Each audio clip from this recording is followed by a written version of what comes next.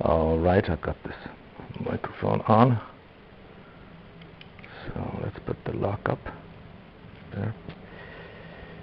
Put that in the pocket. And move down toward the patio. Hello, bee. Hello, bee. Big black bees flying around.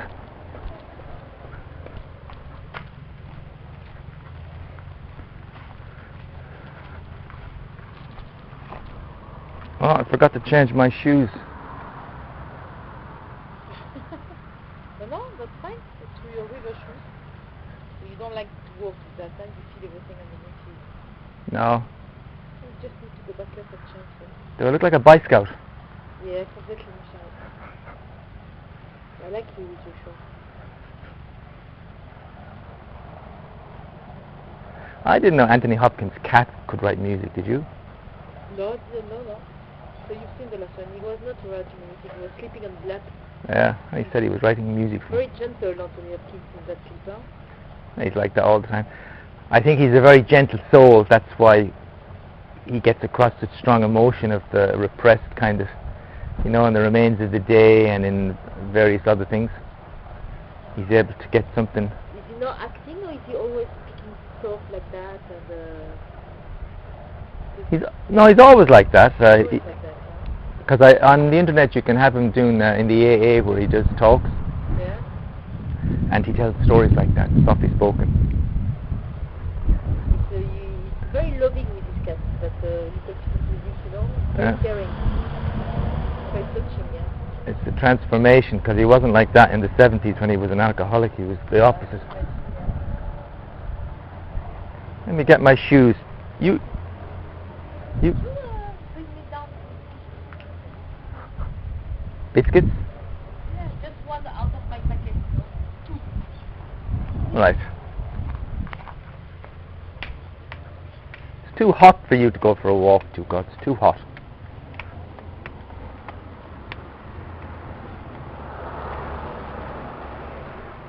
I forgot to put on my runners. I've got what we call my river shoes on. River shoes. Taking off the river shoes.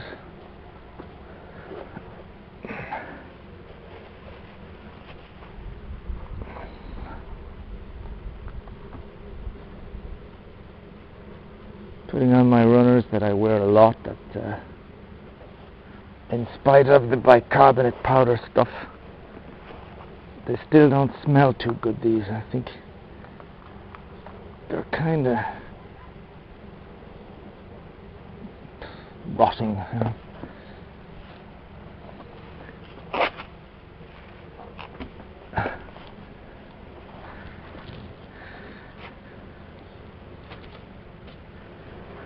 And what did Flo want?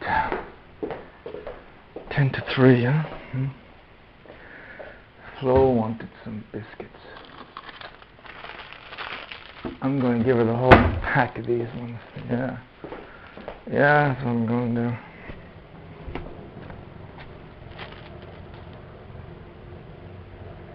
Maybe I should check for some mail as well. That will require me to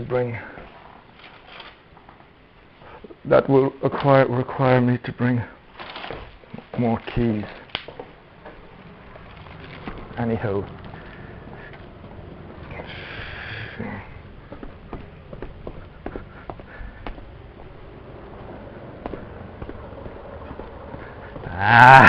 Look at that fella.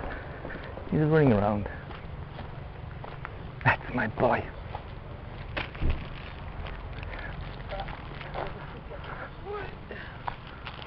Tuco. No.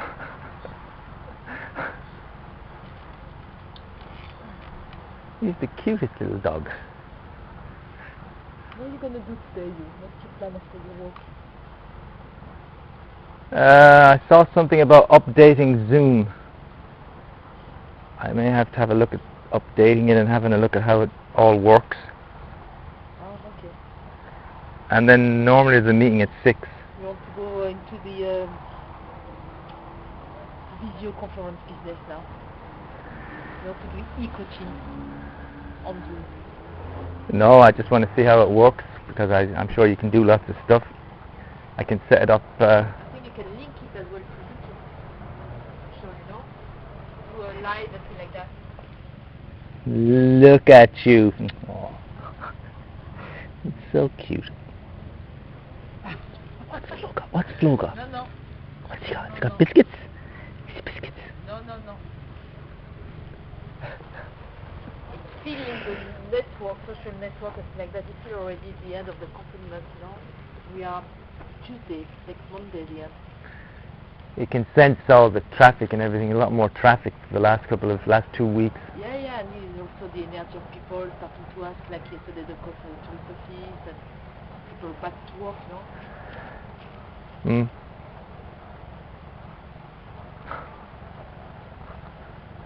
On va là-bas à l'ombre. On s'assoit là-bas à l'ombre.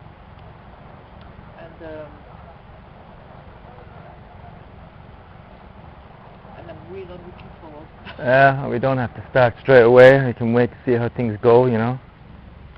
I mean, you can't anyway. You can't go back the 11th of May to start opening your restaurant. But for us, no, we can't. For us, it's going to be in the beginning of June. But for us, it's still that's it. 3 weeks and a half, which is a lot if you think fast, huh? Still. But, Yeah. we both know it's going to go very fast and both enjoying the time.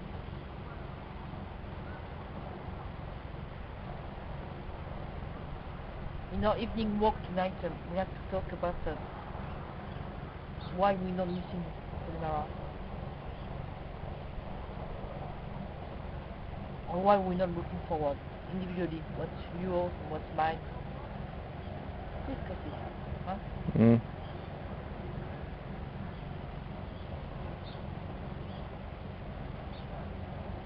Non, mon chéri. Non, mon Tico. Va t'asseoir à l'ombre là-bas. I don't, to be honest, I think it'll be easy enough when you start to get back because it's not a lot of time, you know. No. Yeah, he's good for you. He doesn't do that with me. I'm too easy on him. It's only a matter of going for, when you think about it, a few hours to earn money, and then you have a lot of time still here. It's not that bad. Anyway, I'm going for a walk. I may go into, not now, but later on, I may go into Orizon, I have to think. I still have to upload some stuff, and I haven't been able to do it here. Yeah.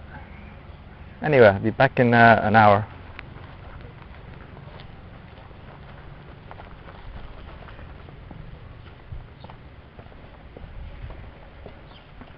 Yeah.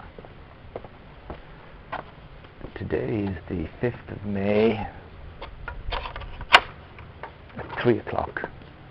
And it's a Tuesday. It's AA Day. The 5th of May. AA Day. Eddie Day. Checking just in case we have a letter telling us something. Giving us some kind of information about perhaps about some government help or something. That's what I'm checking. Well, 5th of May, Tuesday. Friday, Saturday, Sunday, Monday, Tuesday. Yeah.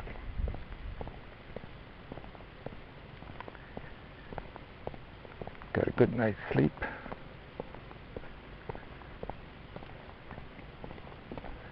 I think I had some kind of strange dreams, but I can't remember. And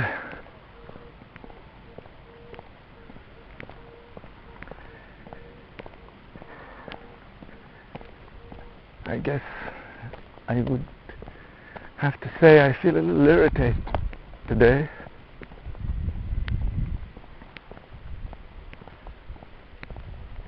As I don't know what I'm going to do today.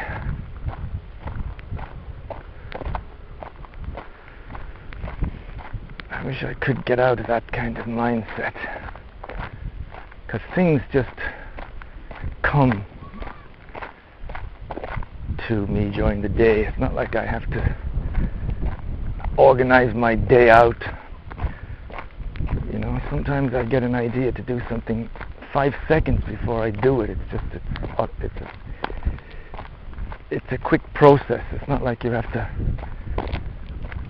say to yourself, well, today at 8 o'clock I'm going to do this, and I'm going to spend an hour on Red Dead Redemption at 8 o'clock, and then I'm going to go to, you know, things happen in a kind of organic way. I don't have to think about them. But there always seems to be a slight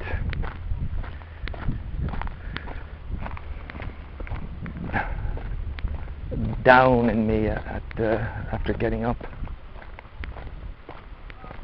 during this particular isolation. The thing about getting up at 11 o'clock when we were working, I always look forward to getting to work and having the coffee and the pain chocolat. It sounds kind of sounds so trivial and small, but it actually made a difference. But getting up at 1:30 in the afternoon, I look forward to doing this audio vlog. I think maybe that kind of helps straighten me out for the day.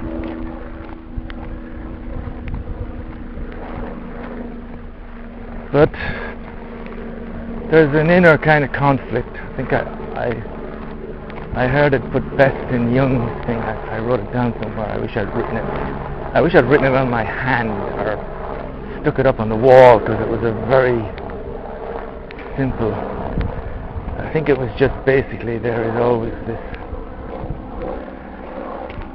unknown conflict going on within the psyche of the individual.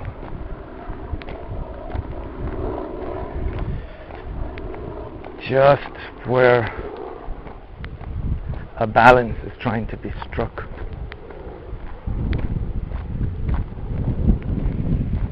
And that's all it is. It's that conflict, that lack of peace, kind of lack of serenity, that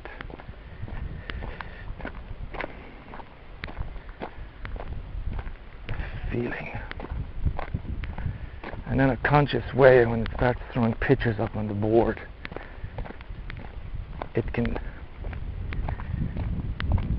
project itself, it can show itself in a number of guises, which for most part are nonsense. They're not really the thing in itself. That's what Schopenhauer was talking about, the thing in itself. So I can start being irritated because I'm not doing anything creative. This is no doubt something I'm going to have to deal with. I don't know if I'm ever going to be able to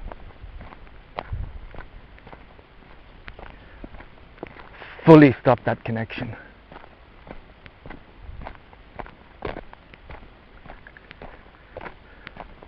The notion of something undone, and that sense that on a few occasions when I did do something artistic, even if they're all just simple little things, there was a certain sense of peace and a sense of achievement when I'd finished and when I'd uploaded. And so I will forever associate the artistic process with some kind of cure for this state.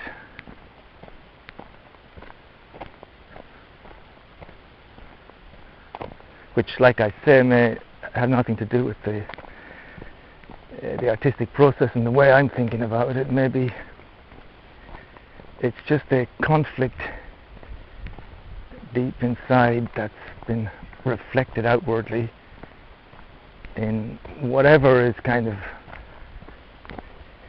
in the mind's eye at the time, you know. So right now I think of if you could get to the Connemara and upload those videos, if you could do another video of something, if you could it's more than just uploading video, it's if you could express something in a video.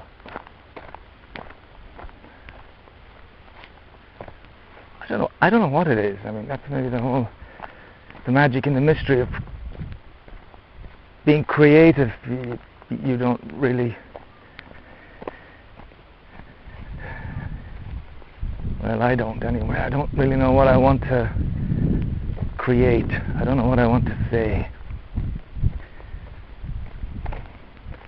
Maybe it's not important actually what you say. Maybe it's more important that you just do something.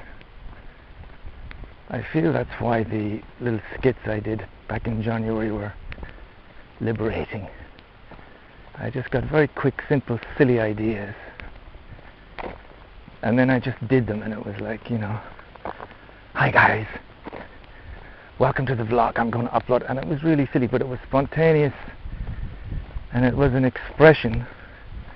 And maybe I shouldn't be thinking about trying specifically to have some kind of deep something or other to express. I should just have any idea at all, and it's just the whole the process of doing it. That's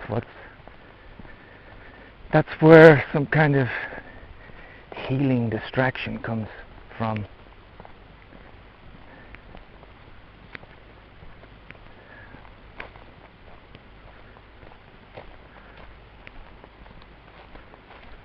Yeah.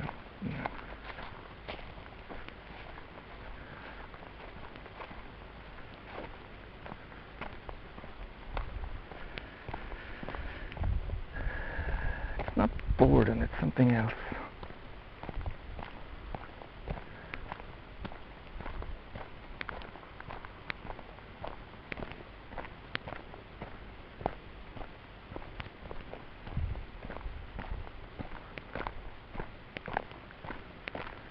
So I did some more Red Dead Redemption last night. We got to the new hideout beside the lake, and I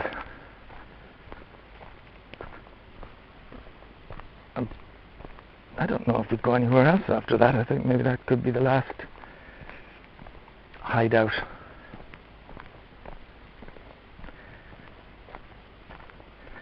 And I also set to work on my new Transport Fever mat that I set up. And I realized during the playing of it, because I was going to set up 3 towns and I ended up doing 4 because I had a big empty space on the map.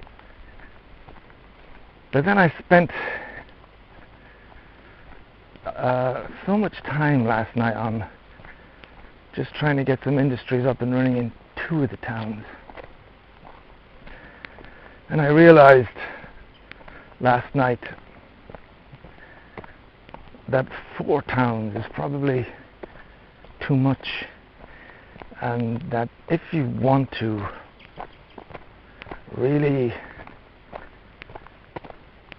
try and work in detail on a town, if you want to go through all the tram lines everywhere, if you want to micromanage the stops, if you want to really investigate where people are going, things like that, if you want to really work on getting people to the railway station and to the next town, 2 towns is probably enough. Because also I realized last night, you know, even setting up one industry or the 2 industries to one town, it's like There's an awful lot of parts go into that. Like you've got to have the two forests feeding the sawmill feeding the tool factory, and then you've got to set up a proper transportation from the tool factory to the town. There's an awful lot of parts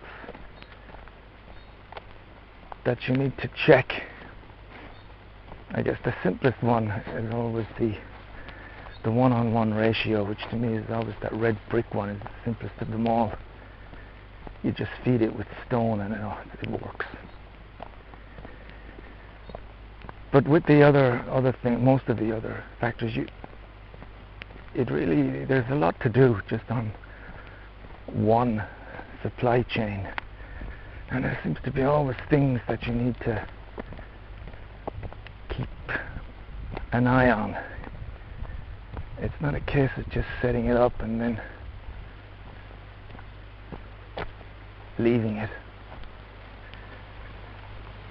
And so last night I had my hands full just doing the two towns, because that ends up with 4 supply chains, and some of those supply chains have got like, they've got 4 and 5 parts to it.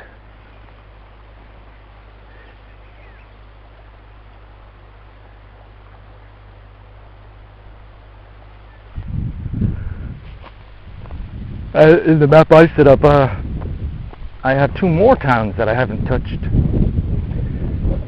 So I've got a feeling that if I carry on putting a few more hours into it tonight, I'm going to end up again, even though I've set these things up that they're simpler than any other maps, but I'm going to end up just in a situation where I just can't keep an eye on everything. And it becomes, it becomes a bit of a mess. And that's just with the industries. That's not even talking about trying to set up transport routes between 4 towns. Because at the moment there's no connections, I think, between any of them.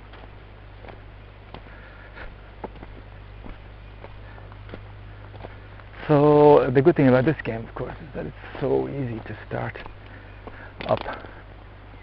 And now that I've got an idea how that map editor works, I may just skip what I'm doing now. I may actually delete it all and just start again. Because you want to be really set, and you want to like what you're doing before because it's a long process, this thing, especially if you turn down the speed a little bit, and especially if you start in 1850. I mean, it's going to take a few days to get up to modern times. And if you're not really happy with your map 10 years into the gameplay, then you're probably not going to be very happy with it 2 days later, in real time, I mean. Because you've got to stick with that map like for 100 years. So it's important to get set up properly. Yeah. So here we are at the river.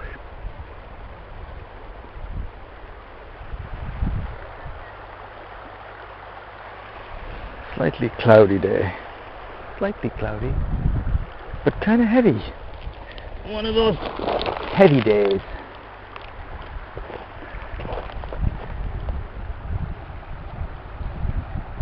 So they say the lockdown will be kind of gradually ending starting on the 11th of this month. Today's the 5th.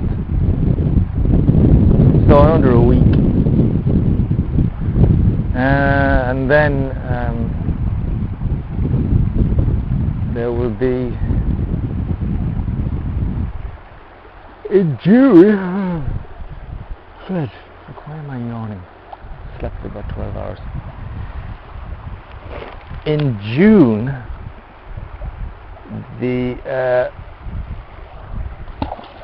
restaurants and think, what a big fish that was, just jumped out of the water. Let's see, oh there it is, I think it's going to jump again. Oh, it's a massive one. In June, restaurants and stuff opens up. Me and Flo were just saying we're not particularly looking forward to going back. And it's true, although I'm trying to kind of get my mind to the fact that it's just the money, it's just the money. You need to earn some money to pay this and that and the other. For me to buy 360-degree cameras and laptops, I need money. That's the only reason of the Connemara. It's not there for the benefit of my psychological well-being, it's just for money. And the other thing to say about it is that it's not hugely time consuming, and that although going shopping in this day and age is a little different to what it was a few months ago, but I still never found shopping in Laborie and in Carrefour to be unpleasant. I like shopping, so it's easy to do, it's not really that much time, and it earns good money for the two of us. And that's what you have to think about, I think, because Flo wants to talk tonight about why we're both unhappy at the prospect of going back.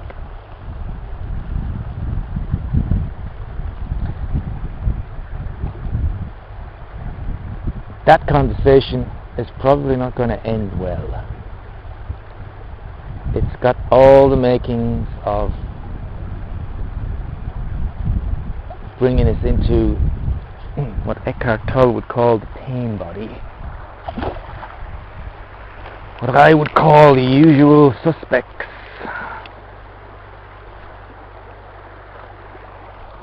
The usual suspects of Flo wanting to do something else. My lack of integration and French, which I find hard. I find it hard to talk about because it's true. I find it hard to deal with it. If I could look objectively at Flo, objectively at this relationship, kind of have to say I brought nothing much to this party, except perhaps some areas of development that I helped Flo with, but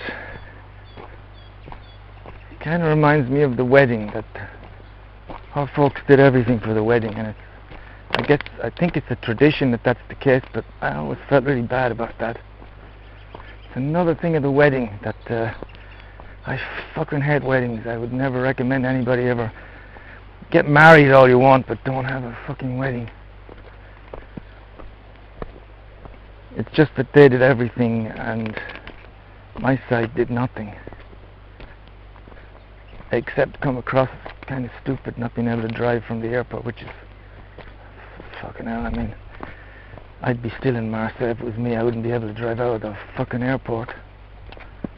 You see what happens when I just reminisce about these things. You see, I mean, just 2 minutes ago I was just saying that Flo and me were going to talk about why we don't particularly want to go back to the Connemara, and I thought that's going to trigger some of the old stuff, and bang, everything comes to my mind. Now I wonder, was the irritation I had starting this walk, I wonder was it just all this stuff that's just there. It hadn't quite become conscious, but it's just that extra intuitive part of me is saying, oh fuck, this is going to be a bad evening if they're going to speak about the Connemara. It always ends bad. Maybe that was something to do with it, I don't know. But I've had a kind of a new realization, if you like, a new dawning for me, And it's not an easy one to take. It is basically just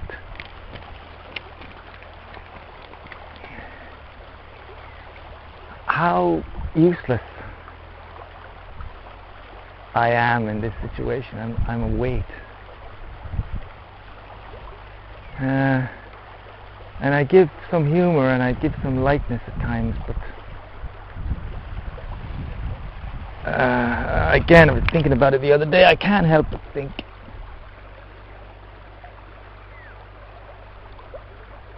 that Flo would have been, I mean, these are kind of stupid hypothetical thoughts, if but you know, because it really doesn't matter, and now it is what it is.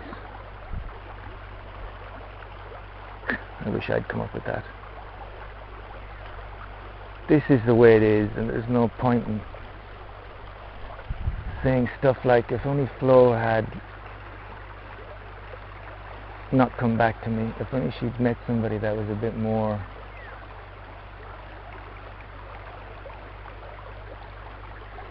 I don't know what the word is for that, a bit more worldly, a bit more like Olivier, let's say.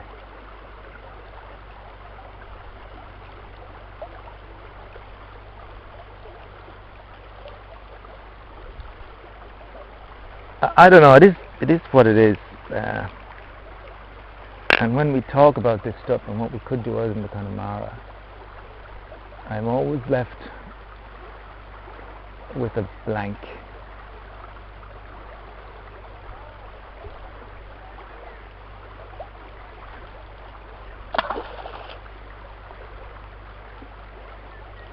A blank. It's like I have nothing to offer.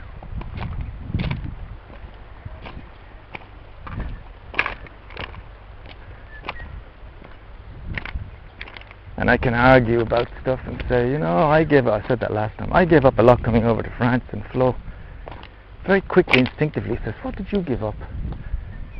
And she was absolutely right. I didn't give up a thing. I had nothing whatsoever to leave.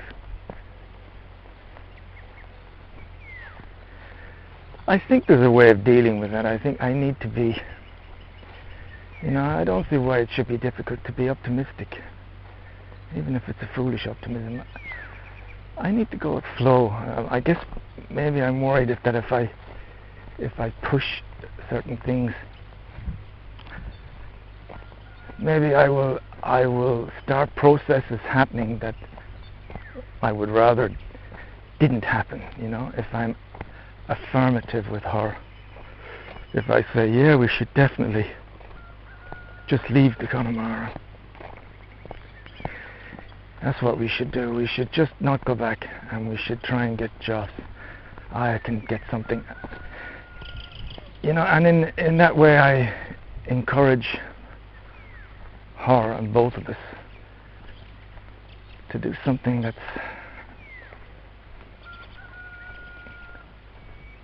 well, not the best thing to do.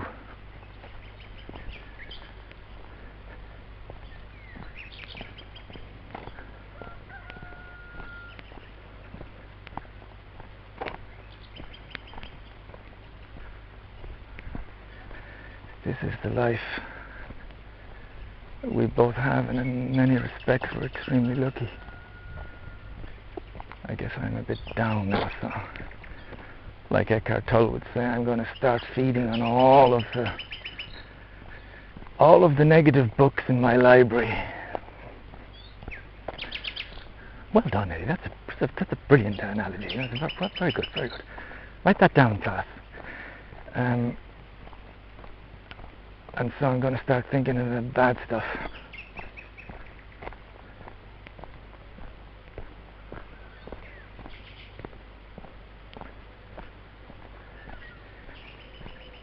It's tough if you accept yourself and all your limitations. And with flow, the next step you have to be, if you accept that you're not happy in this and I'm not happy in this, then we have to do something else. And it's, well, to try and put it in a simple way, it's like saying if you accept that speaking more French is a very useful thing, which of course is, then you have to learn it. I don't have I can't say, I've tried, but I just can't learn anymore. Because it's what she hears is you don't want to.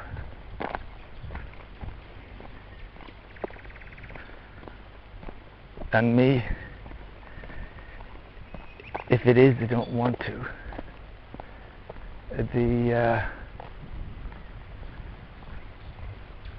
The resistance is too great.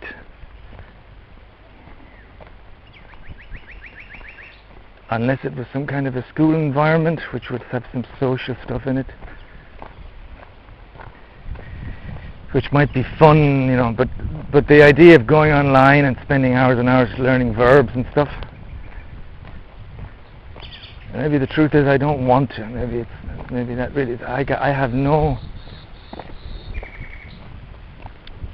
got no wish to do it. I've got no motivation to do it.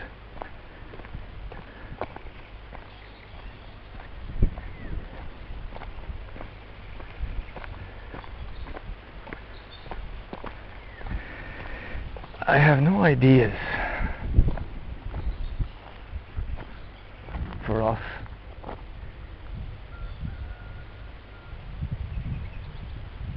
And I guess there was a time you think we can, and maybe it's still possible somewhere, I'd like to believe it, that we can get back to that way, that flow with the way we used to be at the beginning, when we used to have feelings of a certain type for each other, the way we were romantic, the way we dance and sing, and a lot of it was alcohol, but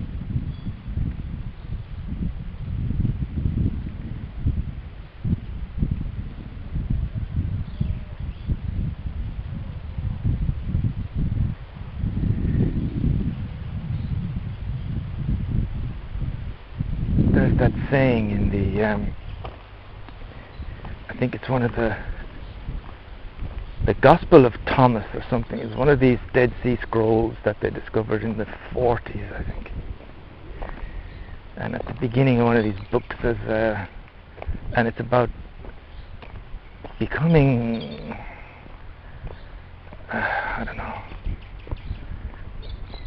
becoming whole. And the way they put it in a lot of these books is this wonderful thing of kind of finding the answer to the mystery. They wrap it up in this wonderful enigmatic language. Being one of the initiated, going through the process of alchemy and finding the I don't want to call it the nirvana position, because I got a problem with the idea of remaining in any kind of a constant state of anything, which as I get older I think is a good thing. But the sentences are something like, first he'll discover it and be very surprised, and then after being surprised he'll be amazed, and then after amazed he'll be very troubled, and then after the being very troubled he'll be complete, or something like that. It's kind of got a nice end to it. And I feel I'm in the troubled phase. And it's a troubled phase when it comes to, and I have there's a certain weird pride in this. There's a certain ego in it, I suppose. It's having an understanding, having an awareness about the deeper questions of existence, and feeling myself a part of a small club of people who have kind of worked on these questions. And when they through intuition or through some sense of magic or whatever, they come up with some answers, or they come up with, not really answers, they come up with some awareness, some new sense, and they're bewildered by them. I hope these conversations won't sound as dumb and stupid in 20 years' time as my 1994 entries into my little notebook when I was reading Nietzsche. They're embarrassing to read. I hope this won't sound the same. I'm not really the ego thing about understanding problems that few others seem to contemplate. That's fair enough. The crux of the matter itself is that, and again, I don't think I'm being melodramatic. I don't think I'm being, like you're a teenager, you can say grandioso things without really having any sense of them. It's just to make yourself seem grandioso. It's just, I hope I'm not going to come across like that in the future. I'm 54, I hope I'm not getting stupider, but I'm at the place, and I don't know if it's going to stay like that or not. I kind of hope not, where existence, where although it's fine and I don't want it to stop, and I'm the biggest happiness and the biggest sense of gratitude I have is for my health. I am so happy to be healthy. I can't emphasize it. I don't wish any, there is only that. That's so important. With a brother-in-law and the situation he's in, and this current disease going around, it's easy to have gratitude for being able to take a deep breath and being able to move your hands and fingers around. I'm so happy for those things. But that gratitude doesn't act as a continual stop on feelings of irritation and feelings of frustration. And for me, that thing about existence that I keep trying to explain here, which is complicated, is that I'm with flow.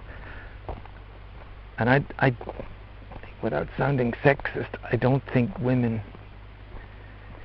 in general, I think they've just got a stronger spirit. They're more affirmative.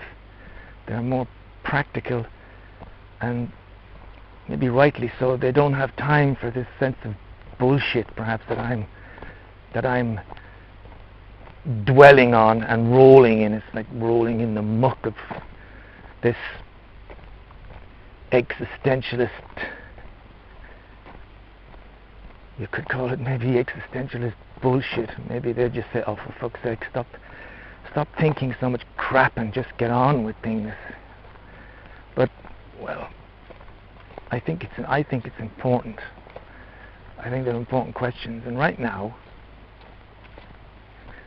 when I look to the future, I am not motivated by very much of anything.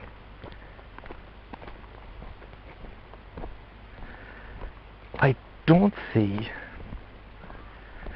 and I don't have, any great dreams or plans or aspirations, and I don't have anything inspiring to say about the future. I've got lots to say about how we have to change our faculty and how we're all walking miracles, and how it really is up to the individual to kind of pull their own magic out of the bag. It's up to them to do their stuff. It cannot be gained from joining clubs, and it can't be gained from spending money and going to workshops. It can't be gained by any of those means, and those things may be a help when you're 20. There's plenty of people out there who are good people, and they're giving you, the sign maybe, and reminding you that this is important and that's important. But at the end of the day, At least again for me, and I don't know. I always find it amazing how different everybody is, and how a lot of the stuff on my mind never enters the mind of perhaps the vast majority of people. It has never galvanized as a thought. And that sounds egotistical, but again, it might be, but it's also a fact. When I think of growing older, and when I see what's happening, and when I look at old people, sometimes it's just so dreadfully obvious that you can't turn away from it. You know, I'm sure there are older people out there that are like little... Look at Anthony Hopkins. He's a perfect example of someone who must be a great example of how the fire can keep burning, but it doesn't change the fact that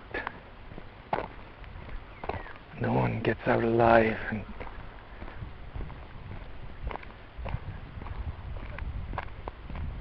you know, an 84-year-old woman, in spite of what her spirit is like,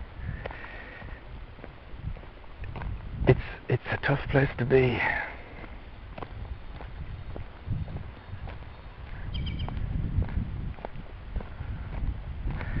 I was going to say something else, and it sounds terrible to say it because it sounds very materialistic or kind of just on that base level.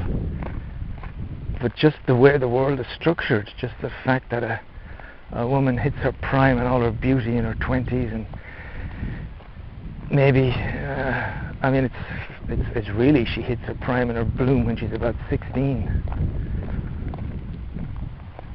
And by the time she gets to about 25 or 6, she's already on a decline slightly. Men are no different either, they're the same thing. It's just the way the whole thing's structured. I mean, you have to be suffering from some kind of delusion not to see it. It's just so obvious. Anyway, that's not... all seems pretty depressing, but it's the big thought behind all this is even more depressing. Can imagine that. It's the fact I can't find anything in the future to grab on to pull me forward with, you know.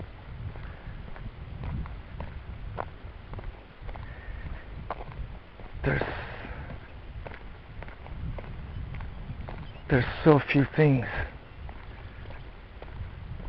that kind of arouse my interest. There's so few things that get me energized or motivated.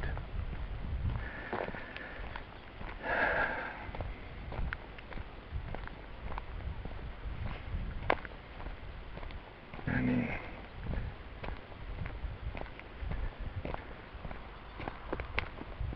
I think I've said this before, maybe many times.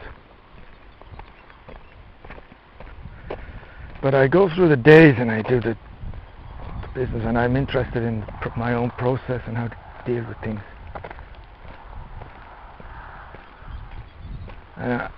There is a magical, mystical side of, and I do have a faith in that, and I'm finding that interesting.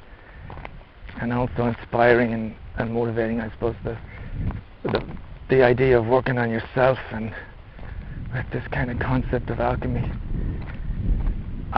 I haven't for a second given up hope that by this tunneling inside, by this analysis, that part I read earlier on about when he discovers he'll be amazed, he'll be frightened, and then he'll be troubled. But after the troubled, he'll find the true center. He'll find the Godhead, whatever the phrase they used. I haven't given up on that. I haven't given up on the fact that the answer can only be found inside myself, and that perhaps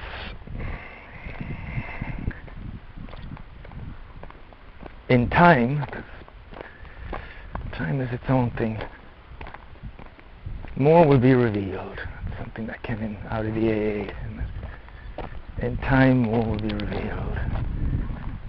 And I may find myself going further back into what the psychology and the spirit was in my mind when I was a kid, and the good stuff, I mean, and maybe the days will have that sense of looking forward to again.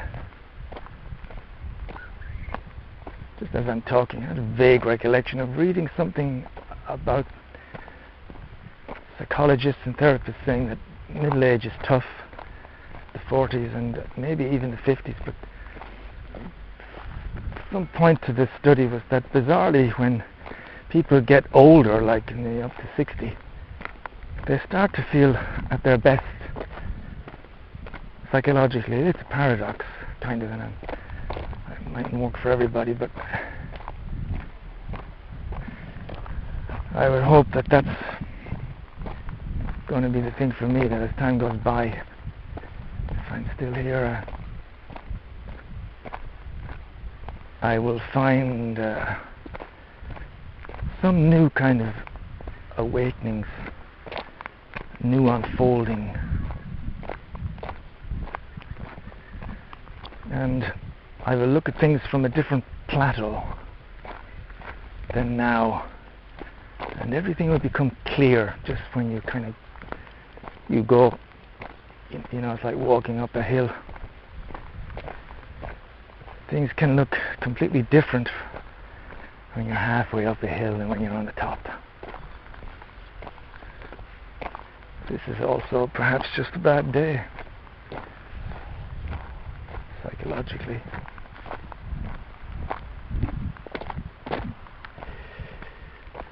But yeah, that talk hasn't done me any good.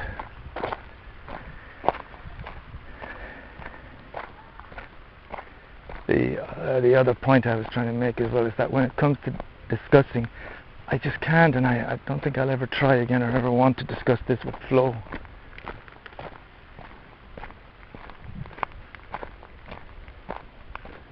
Because you kind of think, why the hell would you?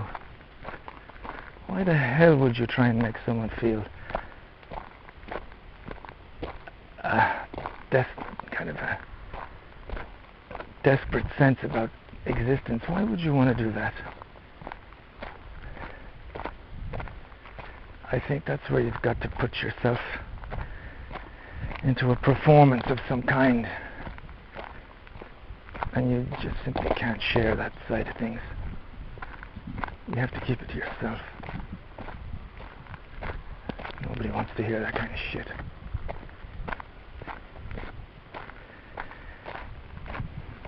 Is there any good point from that kind of... Like I say, I do believe in the internal magic. I am hoping for renaissance.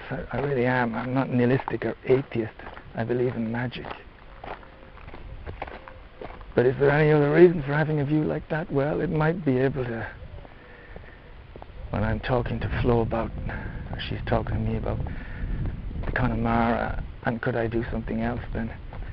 When I think about the scope of all the stuff I've just spoke about, maybe that stuff will seem so trivial and unimportant that I will be able to just be supportive. And in my mind I'll be able to say, fuck, whether we're working in Connemara or not, my God, who gives a shit at the end of the day? Whether I'm speaking French or not, whether we're on the street or not, who cares at the end of the day? It's like... They're small things compared to how you feel in your mind. They're small things. We won't end up on the street, but I'm just saying, you know.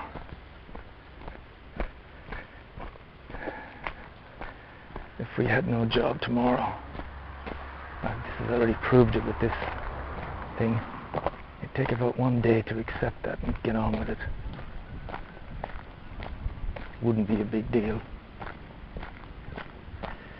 It wouldn't be a big deal. So maybe when we have these conversations tonight about this and that,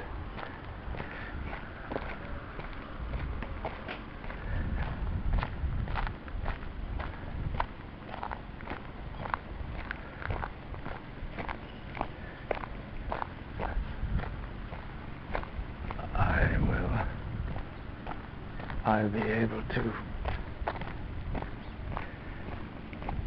use that last exercise from the last hour to help. Hello, Tuco. Are you waiting for me? Hello, little fella.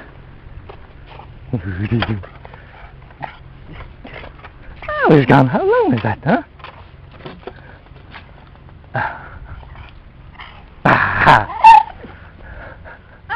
Who's that?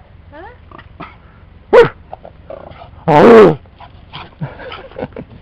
Oh!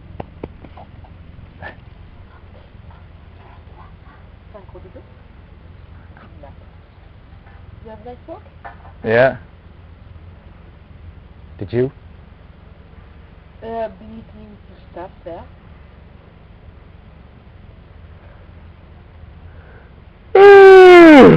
That magpie has been eating, I was watching her, she's been eating all the worms. Where is she? She's gone. Who? A magpie. Oh. She's been here, you know, eating the stuff. Where do you want to go? He wants to go and see the bird. Yeah? Where is she? There.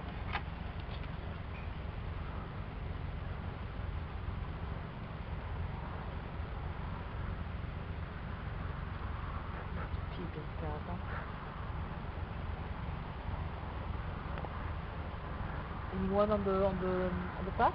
Ah, just a guy with his daughter.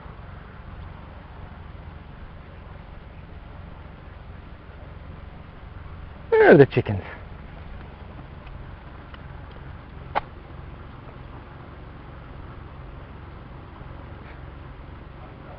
Tuco, where are you going? Gonna go and sniff at The cat just went past there, I think. the cat?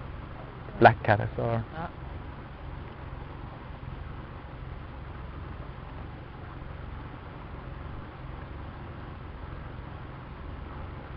That's my boy.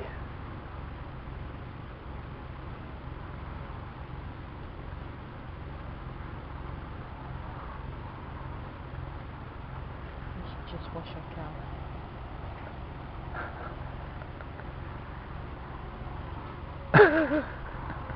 Every car has to get pissed on. Yeah, it's bizarre. Huh? It's like they're all his cars, he thinks. There's my cars.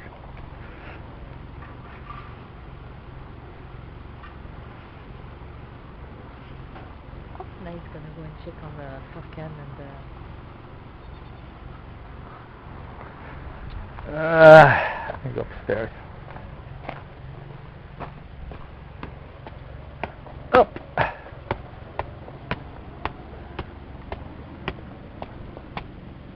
I guess I can shut off the recording device. That was a very... I'm talking to myself. I got my recording thing on. That was a very long and depressing hour, I should call that, the depressing hour on this 5th of May. Anyway, I'm going to switch off because as soon as this gets to 60 minutes, it's going to go to another file. Thanks for listening. I hope that cheered you up. And goodbye for now.